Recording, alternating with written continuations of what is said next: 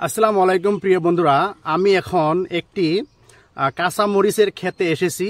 এখানে অনেকগুলো কাঁচামরিচ এখানে ধরেছে। আমার সাথে আছে আমার মিতা, উনি হলো আমার মিতা বাই প্রফেশন, উনি হলো অ্যাডভোকেট ক্লার্ক।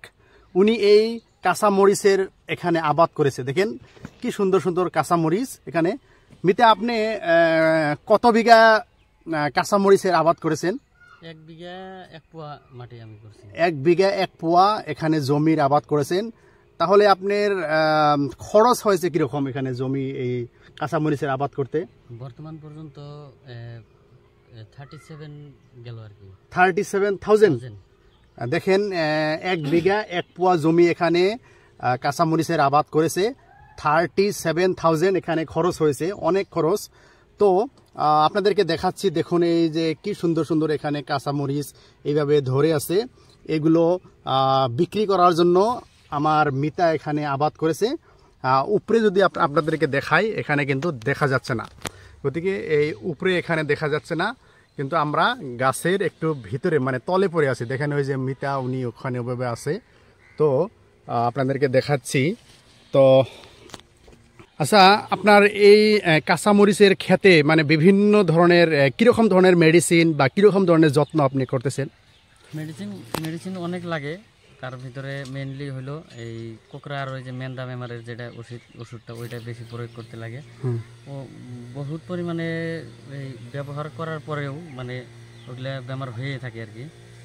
যার ফলে এইটা ফলনটা অলপ কম হয়ে গেছে এখানে, মানে মেনটা কমিয়ে দিছে। আর এইদিকে এইটা জাতটা অল্প ভালো আছে, এইদিকে আপনার ফলটা বেশি আছে, ফল বহুত পরিমাণে বেশি আছে। এইটার থেকে আপনার এইটা জাতটা বহুত ভালো। তাহলে আসলে এই কাঁচামরিচের বর্তমান দাম কিরকম আপনাদের কাছ থেকে?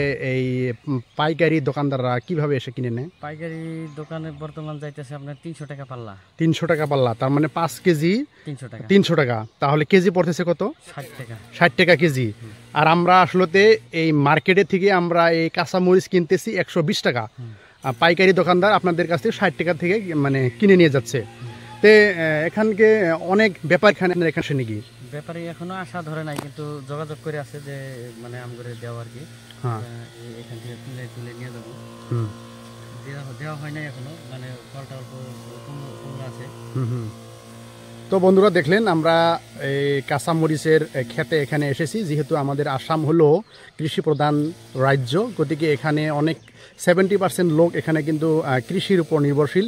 তো এইভাবে যদি শিক্ষিত এবং বেকার ছেলেরা যদি এরকম ধরনের সবজি বা এরকম কৃষির সাথে জড়িত হয়, নিশ্চয় আপনারা লাভবান হতে পারবেন। তো আমার মিতা এখানে 1 বিঘা 1 পোয়া জমি এখানে আবাদ করেছেন, 37,000 টাকা খরচ হয়েছে। তো আপনার আসলে এই কাঁচামরিচের ক্ষেতে কত টাকা আপনার লাভ হওয়ার একটা আশা আছে? লাভবান হইতে লাগে আর কি। নমুনা দেখা যায় ভালো পরিমাণে একটা লাভবান হওয়া যাবে। 1-1.5 লাখ টাকা আপনার এখানে ইনকাম হবে না? হবে। আচ্ছা, অবশ্যই এখানে 1-1.5 লাখ টাকা ইনকাম করার জন্য আছে। আসলে এই ক্ষেতে প্রতিদিন আপনি কি এখানে যত্ন নিতে হয় নাকি?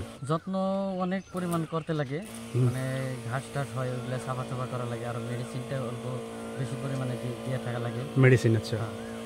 তো আসামের একটি ডিপার্টমেন্ট আছে, এগ্রিকালচার ডিপার্টমেন্ট। তো সেই এগ্রিকালচার ডিপার্টমেন্টের থেকে আপনাদেরকে কিছু সাহায্য বা মেডিসিন বা ফার্টিলাইজার, সার এরকম কোনো যোগান ধরছে কিনা? ওই ধরনের যোগান ধরে নাই এখনো।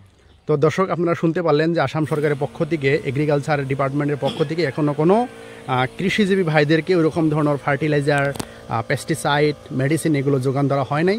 যদি আসাম সরকারের পক্ষ থেকে এগুলো যোগান ধরতো, তাহলে দেশের কৃষিজীবী মানুষরা আরও এগিয়ে যেতে পারতো। তো এই সম্পর্কে আপনি আসাম সরকারে কিছু আহ্বান করবেন নাকি? আমি আসাম সরকারকে বলতে চাই যে কৃষক ভাইদেরকে অল্প মানে বেশি পরিমাণে বস্তু রিলিফ, সাহায্য, উপযোগী যেগুলা বস্তু লাগে ওইগুলা যোগান যাতে ধরে। তার জন্য বেকার যেগুলো নিপুণ আছে ওদের অল্প লাভ হবো। বেকার মানুষগুলা মানে এই কৃষির উপরে মানে চলে যা পারবো আর কি, সংসার ভালো করে চলাইতে পারবো। এইখানে আমি আসাম সরকারকে ধন্যবাদ জানাইছি। ঠিক আছে, ধন্যবাদ।